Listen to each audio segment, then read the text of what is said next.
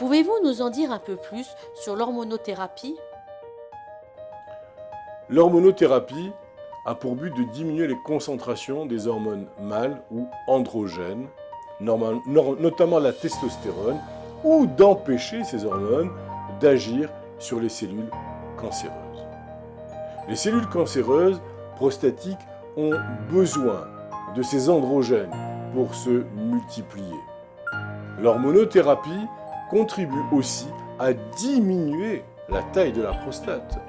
Cette modalité ne guérit pas le cancer, mais elle peut ralentir, mais vraiment ralentir la croissance de la tumeur et être utile, bien souvent, avant une intervention chirurgicale, surtout avant la cryochirurgie dont nous venons de parler. Au lieu d'un traitement médicamenteux, certains hommes optent pour l'orchiectomie, c'est l'ablation des testicules, pour réduire leur concentration de testostérone. L'hormonothérapie et la radiothérapie sont souvent administrées ensemble aux patients dont le cancer continue de s'étendre ou réapparaît après un traitement chirurgical initial.